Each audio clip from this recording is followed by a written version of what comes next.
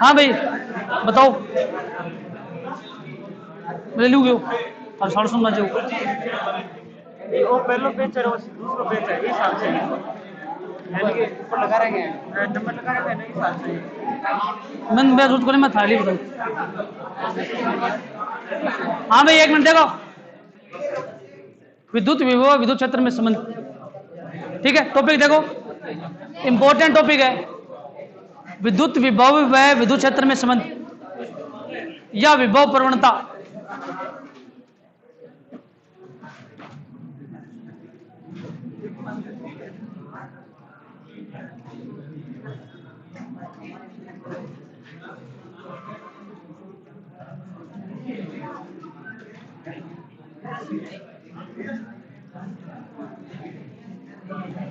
विद्युत विभव व विद्युत क्षेत्र में संबंध। एक मिनट, हाँ बातचीत बंद करियो दिखा थोड़ी देर, है ना, 15-20 मिनट की बात है। हाँ देखो, जैसे आपने देखा होगा ए वेक्टर क्रॉस बी वेक्टर और ए वेक्टर डॉट बी वेक्टर, दो अलग अलग पद है। ये तो है अदिश गुणनफल और ये होता है सदिश गुणनफल, ये तो होता है। अब देखो ध्यान से देखना, यदि मैं, चलो 11th क्लास में चलते हैं एक बार, 11th क्लास की छोटी सी बात बताऊं था मैं। जैसे आपका वेग होता है, वेग वो होता है विस्थापन बटा समय, और त्वरण है वो होता है dv/dt। यहां तक कोई दिक्कत है? अब त्वरण जो है इसका सदिश रूप होता है axik plus ayjk plus azk। यह है त्वरण का सदिश रूप। अक्ष अक्ष दिशा में त्वरण, y दिशा में त्वरण और z दिशा में त्वरण। इसके बराबर में dv/dt ये लिखते हैं सदिश रूप के लिए। अब देखो v जो है इसका मान क्या हो जाएगा, v/vxik plus vyjk plus vzk, ठीक है। अब देखो इसका मैं अवकलन करता हूं t के सापेक्ष, ध्यान से देखना, dvx/dt ik plus dvy/dt jk plus dvz/dt jk, ठीक है। इतनी बात बोल के थे अगर कोई अंध आदमी हो और बिन पूछो तो वो एक ही बात कहो, ax = dvx/dt, ay = dvy/dt और az = dvz/dt, दोनों समीकरण की तुलना करने पर, है ना। अंध हो चाहे मतलब थाल एकदम जीव तो जाग, तो वो आई बात कहो, क्या कौन क्या बताओ। तो थारे कहने का मतलब ये होगा मैं ax की जगह dvx लिख सकूं, ठीक है। अब ये तो है अवकलन, और एक होता है आंशिक रूप से अवकलन। नाम सुनो कभी आज तक? आंशिक रूप से अवकलन वो होता है खाली एक बार ही अवकलन करना पड़ता है आपको किसी पद का, ठीक है, दोबारा अवकलन नहीं करना पड़ता, ठीक है ना। जैसे d/dt है तो मैं इसको d/dt लिख सकता हूं, और यहां vx है तो vx, मतलब d है ना, इनमें डेल्टा या डेल बना दूं, इसको डेल्टा या डेल बोलते हैं, ठीक है। और d/dt को डेल्टा/डेल्टी लिख दिया, इसको बोलते हैं आंशिक रूप से अवकलन, ठीक है, आंशिक रूप से अवकलन। यहां तक कोई दिक्कत है तो बताओ, ठीक है। ये है 11th क्लास की बात, ठीक है, साफ सुथरी बात है, इसमें कोई जोड़ नहीं है। अब देखो मैंने आपको बोल दिया कि d/dx है, एक है d/dy, एक है d/dz, ठीक है। यहां मैंने y लिख दिया तो आप क्या बोलोगे कि सर आप y का अक्ष के सापेक्ष अवकलन कर रहे हो। यहां मैंने m लिख दिया, m का y के सापेक्ष अवकलन कर रहे हो। यहां मैंने t लिख दिया, t का z के सापेक्ष अवकलन कर रहे हो। तो आपको पता चला d/dx, d/dy और d/dz ने आपको बताया कि किस पद का किस पद के सापेक्ष आप अवकलन कर रहे हो। क्यों? ये तीनों है अंक 12 में, तो अपन ये आपने कहना हाँ तो दिया अपना मेरे पढ़ो। अब मैं थाने कह दियो देखो गुरु जी 4 आओगा, मैं कहूँ क्यों हो रहे हो, मैं कहूँ ना 2 + 2 है, ठीक है ना, मतलब दो -2 है वो तो 0 है वो, तो यही बात ना कौन मानो, क्यों? क्योंकि बीच में गुणा का निशान है। ठीक है, ये निशान है या एक ऑपरेटर है या एक संकारण है। ठीक है, मतलब गुणा का जो निशान है ये गुणा करने का संकारण है। इस संकारण से, इस ऑपरेटर से आपको पता चला कि भाई इनको गुणा करना है। d/dx, d/dy, d/dz ये अवकलन के ऑपरेटर हैं। ठीक है, अब कहा ना कि भाई बिन बुला के लिया, ठीक है ना, एक तार हट रहे वो तार जोड़ा वो, फिर तेज जाके बुला ले पानी फिटिंग आदमी ने पानी फिटिंग करे, तो ग्रांज को मतलब बापू बगे यार वो किसी तार जोड़ा वो तो पानी फिटिंग को आदमी है। ठीक है, वो तो प्लम्बर है, वो तो खाली पानी की फिटिंग कर सके, बिजली की फिटिंग इनको नहीं करनी आवे। ठीक है ना, तो मत आने कह दूं कि भाई गुणा को तो माइनस है, तो क्या मानोगा, क्या कहोगा भाई वो तो तार हट रही है। ठीक है ना, और तू माइनस कर रहे हो, मतलब है वो तो पानी फिटिंग लिया पकड़ के, तो काम का बढ़िया होगा, देखोगे ना क्या होगा बताओ। ठीक है, तो ये जो होते हैं इनको बोलते हैं ऑपरेटर या संकारण। ये ऑपरेटर आपको बताते हैं, संकारण आपको बताते हैं कि आपको करना क्या है। यहां तक कोई दिक्कत? ठीक है, बेसिक बात है पूरी। अब देखो ध्यान से देखो, जैसे d/dx, d/dy, d/dz, ठीक है ना, एक संकारण या ऑपरेटर है, वैसे ही एक ऑपरेटर होता है डेल्टा, उल्टो त्रिभुज के ऊपर वेक्टर, डेल्टा वेक्टर।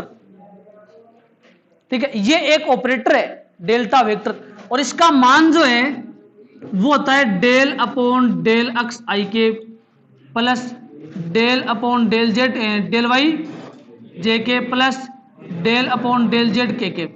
इसका मान ये फिक्स है। ठीक है, अब मैंने आपको बोल दिया कि डेल्टा वेक्टर डॉट v, तो देखिए करोगा डॉट v, ये तो करोगे डॉट v।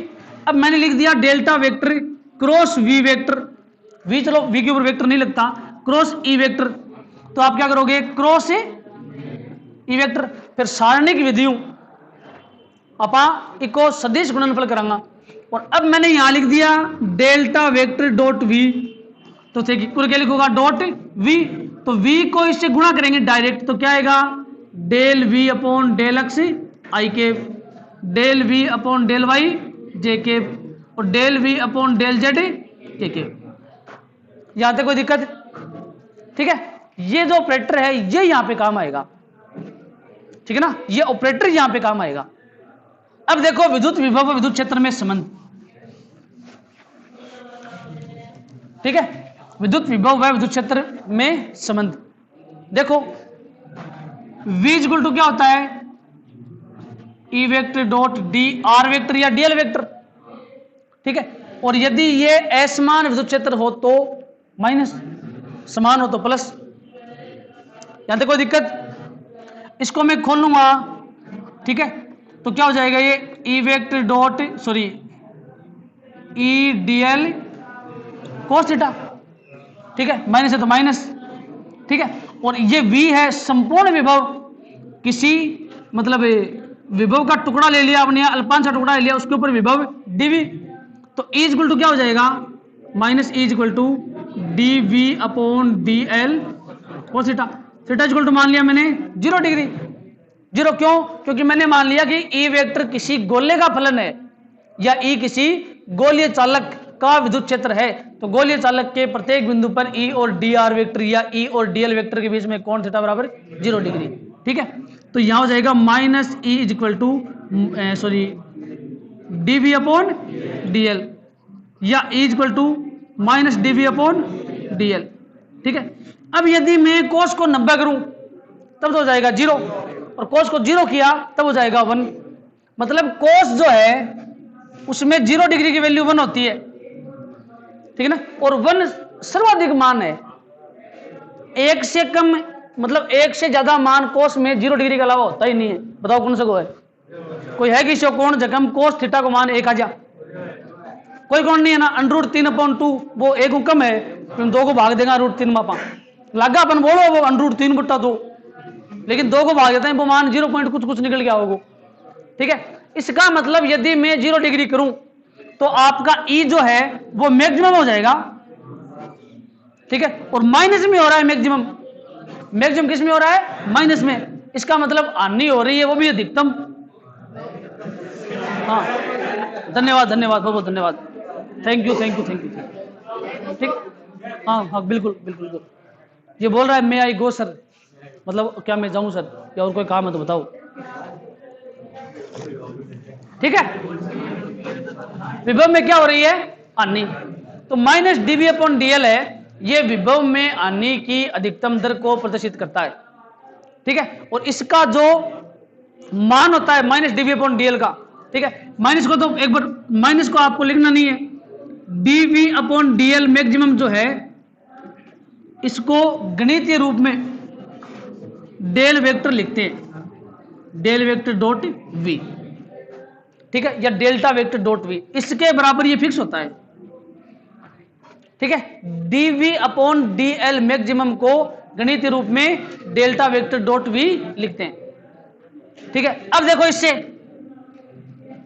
मैं लिख रहा हूं E is equal to delta vector dot V, minus है तो माइनस आ गया। ध्यान रखना इसमें नोट्स में ये यहां मिस्टेक है, नोट्स में minus DV upon DL maximum वहां प्लस कर लेना, ठीक, नोट्स में मिस्टेक है वहां प्लस कर लेना। ठीक है, अब देखो सदिश रूप में इसके ऊपर वेक्टर, क्यों सदिश रूप में ए के ऊपर क्या आएगा? वेक्टर। ठीक है, यहां तक कोई समस्या तो बताओ कि हमारी असमस्या है, दिक्कत आ गई हमारे भाई। ये है विभव में होने वाली अधिकतम हानि, इसी को विभव प्रवणता बोलते हैं। नोट्स लिखेगा तू? हैं, वेरी गुड। नोट्स लिखने भी का कई फायदा है, याद हो जाए, कॉन्सेप्ट क्लियर हो धीरे धीरे, नहीं बिल्कुल क्लियर होते हैं कॉन्सेप्ट, ठीक है ना, हालांकि नहीं हो।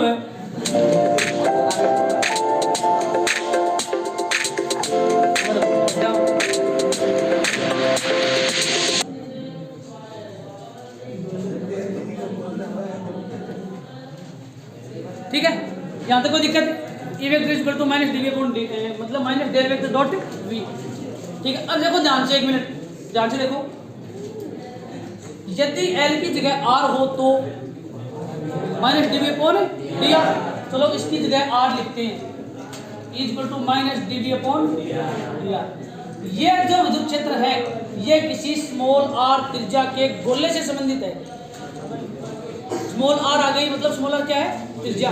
स्मॉल आर त्रिज्या के गोले से संबंधित है, अतः इसे त्रिज्यीय विद्युत क्षेत्र कहते हैं। त्रिज्यीय विद्युत क्षेत्र, यही विभव है विद्युत क्षेत्र में संबंध है,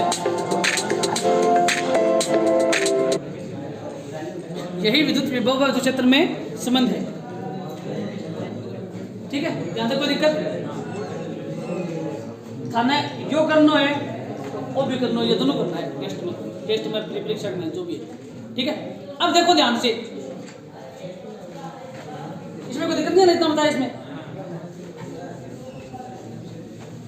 चीज थाने जैसे a equal to x i के y j के v z के बात बतानी जरूरी है, तरह समझ में होनी आती। ठीक है, अब देखो ध्यान से एक मिनट, ई वेक्टर जो है, ई वेक्टर उसके इक्वल मैंने लिख दिया minus delta vector dot V. क्यों? E vector equal to minus delta vector dot V, कोई दिक्कत नहीं आता। अब ये ई है, वाई एक्स पे हो जाएगा ई एक्स, एक्स एक्स पे ई एक्स मतलब ई वाई, इस पे ई एक्स, इस पे ई जेड। मूल बिंदु O से इसका निर्देशांक है small R, plus small R इसका सदिश सदिश, और यहाँ पे ये ई है। अब ई वेक्टर का मान मैं क्या लिखूंगा? ई एक्स आई के, ई Y J K, E Z. ठीक है, इस समीकरण में मतलब ये तो एक तरीका बताया मैंने आपको, बात मतलब ये खाली एक तरीका है। E X E Y E Z क्या है?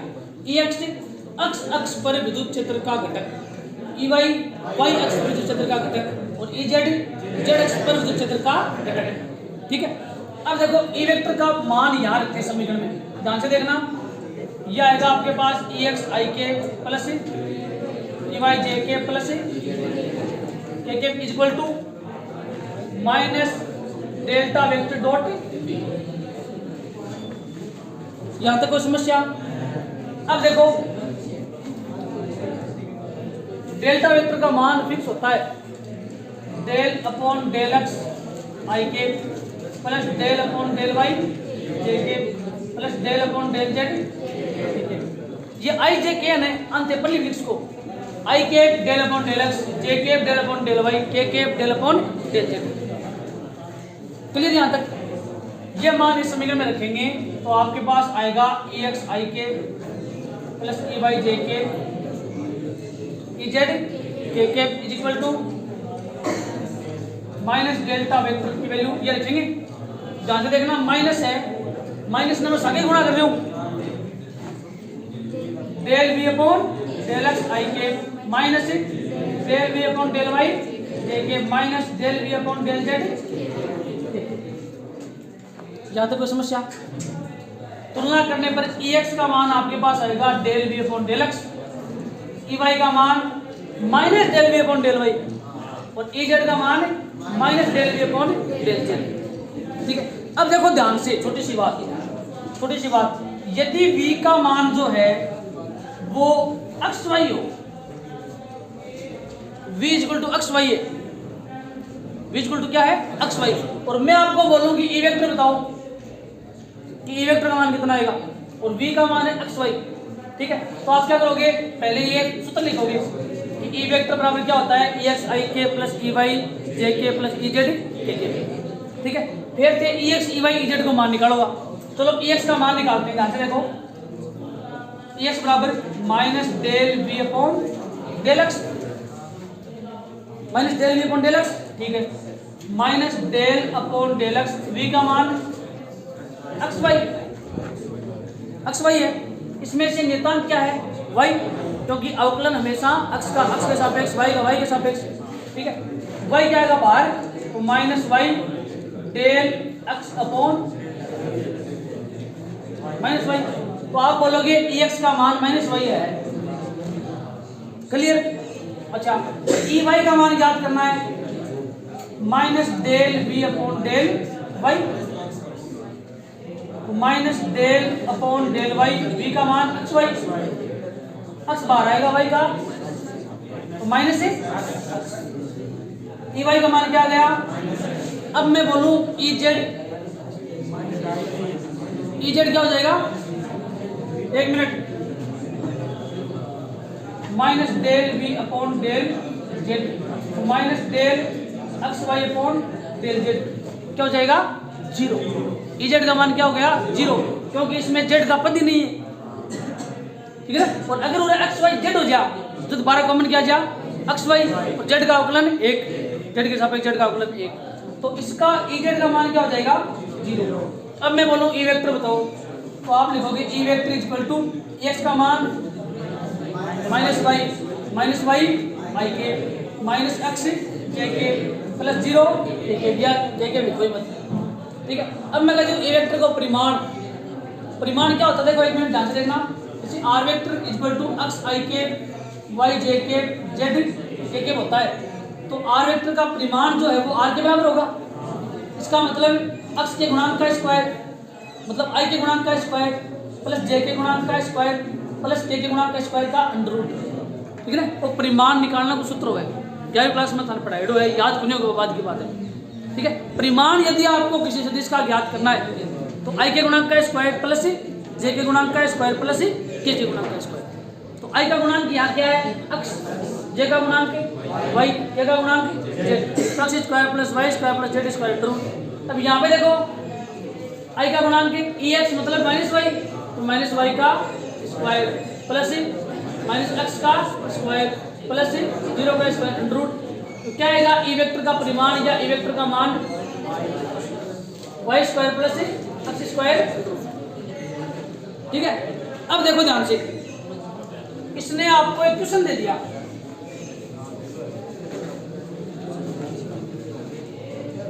टाइम है भी, चलो ठीक है, इसने आपको एक क्वेश्चन दे दिया, उसमें एक्स वाई की वैल्यू ही नहीं है, खाली वैल्यू स्मॉल आर की है तो del V upon del X, del V upon del Y, del V upon del Z का फॉर्मूला फेल। फिर वहां पे काम क्या आएगा,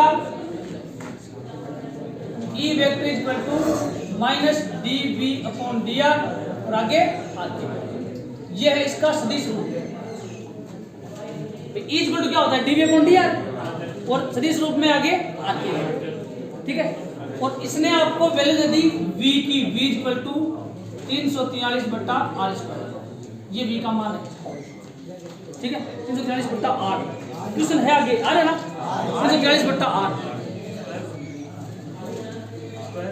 आ रहा खाली ना, नहीं स्क्वायर हो जाती है वो तो अपने निकाल सका। v का मान दिया 343 बट्टा आर और स्मॉल r का मान क्या दिया इसमें, small r vector equal to 3i के प्लस ये आर वेक्टर का मान है। आपको ज्ञात करना है ई वेक्टर का परिमाण या ई वेक्टर का मान ज्ञात करना है। देखो क्वेश्चन में कैपिटल ई ज्ञात करना है, ई वेक्टर का मान ज्ञात करना है।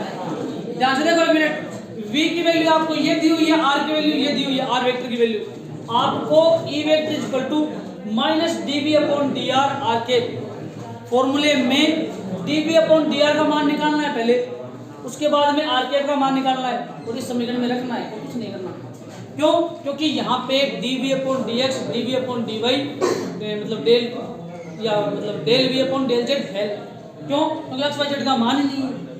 अगर एक्स वाई जेड का मान होता वी में तब तो आप ई वेक्टर का मान कैसे निकालते, ई एक्स आई के प्लस ई वाई जे के प्लस ई जेड के के। लेकिन यहाँ पे एक्स वाई जेड का कोई वी का मान ही नहीं है, वी का मान इसने आर के पदों में दिया है तो आर वाला सूत्र लगाओ। ठीक है, तो पहली स्टेप में D V upon D R ज्ञात करेंगे क्योंकि वी का मान अपने पास है। ठीक है, फिर आर के का मान ज्ञात करेंगे। तो ध्यान से देखो एक मिनट,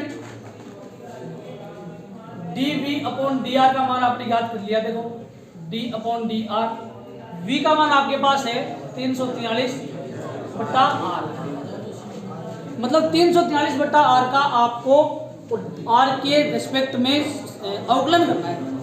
ध्यान से देखो D V upon D R equal to 343 तो बाहर आ गया और डी अपॉन डी आर 1 बट्टा आर का क्या हो जाएगा, मतलब कहाँ लगाना माइनस, क्यों, फॉर्मूले में अपन D V upon D R का मान ज्ञात कर लेंगे सीधा ही, minus D V upon D R का ज्ञात नहीं करेंगे। लेकिन माइनस का ज्ञात करो आगे माइनस लगा दो, फिर पहले D V upon D R का ज्ञात करेंगे और D V upon D R का ज्ञात करके यहाँ रख देंगे तो माइनस माइनस ऑटोमेटिक लग जाएगा। ठीक है ना, दोनों तरीका कर सकते हैं। तो देखो D V upon D R equal to 343 D R की पावर माइनस 1, आर ऊपर जाएगी minus 1 upon D R, formula होता है N X to the power n minus 1, X के सापेक्ष अवकलन का, इसका क्या हो जाएगा n r to the power n minus 1, n किस जगह माइनस 1, तो 343 into n minus 1 into r की पावर माइनस 1 माइनस 1। ठीक है, ये हो जाएगा माइनस 343 बट्टा आर स्क्वायर। क्यों, आर की घात क्या हो जाएगी माइनस 2 नीचे आएगी तो प्लस में, तो D V upon D R का मान आपके पास आ गया माइनस 343 बट्टा आर स्क्वायर। यहाँ तक कोई दिक्कत? अब देखो D V upon D R का मान ज्ञात कर लिया, अब आर कैप का मान ज्ञात करेंगे। ठीक है, आर कैप का मान ज्ञात करेंगे समीकरण नंबर 2 समीकरण नंबर 1। ठीक है, आर कैप का मान देखो कैसे ज्ञात करेंगे, एकांक सदिश क्या होता है, आर वेक्टर बट्टा आर वेक्टर का परिमाण। ठीक है, आर वेक्टर बट्टा आर वेक्टर का परिमाण, तो आर वेक्टर का परिमाण निकालो पहले। आर वेक्टर का परिमाण आर के बराबर होता है आई का गुणांक स्क्वायर मतलब 3 स्क्वायर, जे का गुणांक का स्क्वायर, के गुणांक का स्क्वायर माइनस 6 स्क्वायर। ऐसे मत करना माइनस 6 स्क्वायर ना, के का गुणांक माइनस 6 है, तीनों को जोड़ना है, आई का गुणांक है वो माइनस में है तो माइनस साथ में लेना है। परिमाण कभी भी ऋणात्मक नहीं होता, परिमाण आपका यदि ऋणात्मक आ गया तो पूरा प्रश्न गलत, ध्यान रखना इस बात को। ठीक है, तो 9 + 4 + 36 और 4 40 49 7 आ गया ना। आर का मान आ गया 7 मीटर। 7 मीटर। अब देखो आर का मान 7 आ गया, मतलब आर वेक्टर का परिमाण 7 आ गया। तो आर कैप का मान क्या हो जाएगा? 3 i cap plus 2 A cap minus 6 A cap बटा 7। ये आपके पास आर कैप का मान आ गया। और आर का मान कितना है? 7। समीकरण 2 से और समीकरण 3 से आर कैप का मान समीकरण 1 में रखने पर। क्यों? तो समीकरण 1 में मान रखेंगे तो ध्यान से देखना एक बार। E vector is equal to